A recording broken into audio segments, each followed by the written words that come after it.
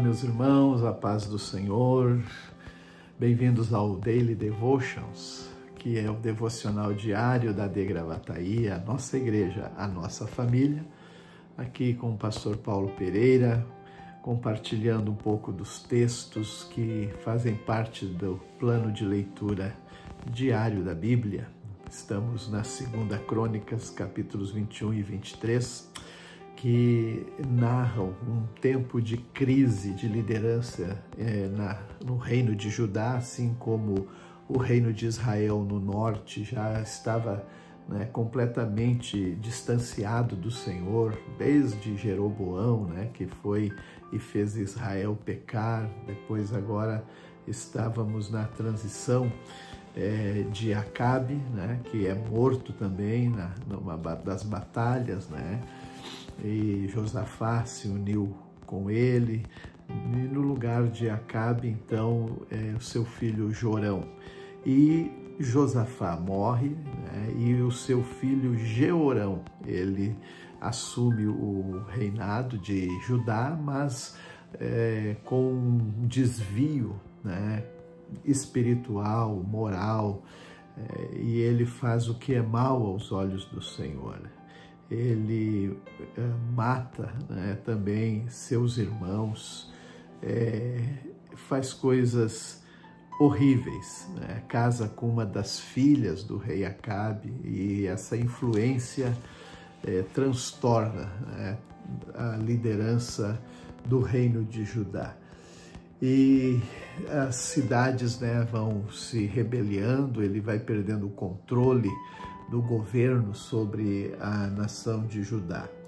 E é interessante que agora o seu filho, Acasias, ele vai reinar no lugar de Jeorão, e esse Acasias era o filho mais velho, por isso que ele então estava no lugar do seu pai, mas ele tinha a sua mãe, Atalia.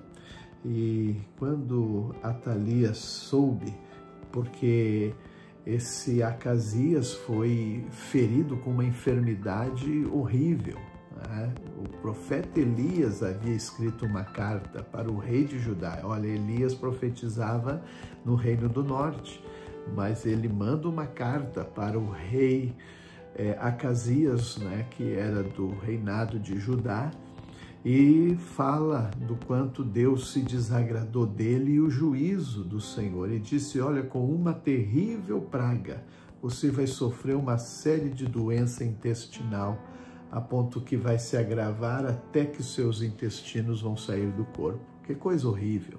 E de fato isso veio acontecer. Quando acontece, Atalia, sua mãe, ela se torna rainha, porque ela mata também todos os demais irmãos de Acasias e assume o lugar, e reina por algum tempo em Jerusalém.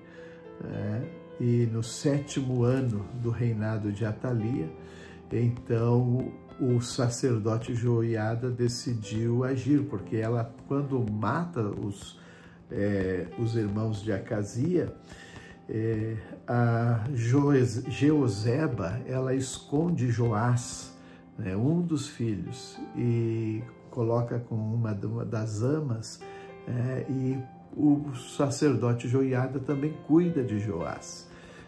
E aqui então eles tomam uma atitude, e assim encerra o reinado de Atalia, até que o Joás ele vai assumir o trono.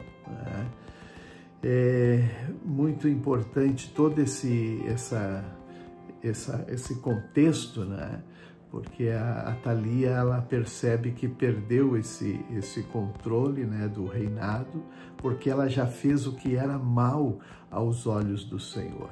Assim, Joiada, que era o sacerdote, ele fez uma aliança entre o povo e o rei, e estabelecendo que ele seria o povo do Senhor. E todo o povo foi para o templo de Baal, derrubou a estátua de Baal, demoliram os seus altares, né, executaram o sacerdote de Baal, né, Matã, e assim eles procuraram buscar as instruções do Senhor, né, como o Senhor ordenava na sua lei.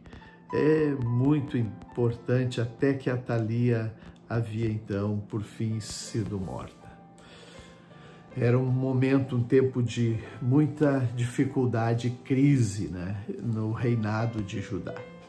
Agora Paulo escreve aos Romanos, né, na sua carta, no capítulo 11, que ele discerne, né, explicando para os crentes gentios, os romanos, que não eram judeus, né, como entender o mistério que Israel não havia recebido o Senhor Jesus como seu Messias. E ele fala neste Romanos 11, 25, dizendo que, irmãos, eu quero que vocês entendam esse mistério, para que vocês não se orgulhem, né? Dizendo, no entanto, porque ele escolheu os seus... Porque vem dizendo assim, alguns do povo de Israel têm o coração endurecido, mas isso durará apenas até que o tempo dos gentios se complete. Assim todo Israel será salvo. Ele está sempre entendendo que o plano eterno de Deus com Israel nunca cessou. Está explicando aos crentes, aos irmãos gentios, como deveriam de esperar em Deus, né? O tempo em que o Senhor há de se revelar a Israel. Assim o é até o dia de hoje, quando vai ainda se dar essa desvenda dos olhos, não é, de Israel para reconhecer Jesus como seu Messias. Por quê? Porque eles são amados por causa dos patriarcas. São inimigos, não é, do Evangelho por causa dos gentios, para que eles tivessem acesso. É muito lindo todo esse contexto, essa explicação. O Salmo 22 está lembrando aquele momento em que Jesus está na cruz, porque ele inicia com estas palavras: Deus meu, por que me desamparastes? E este salmo é messiânico e se realizou, né, na vida de Jesus, quando ele deu a sua vida na cruz do Calvário.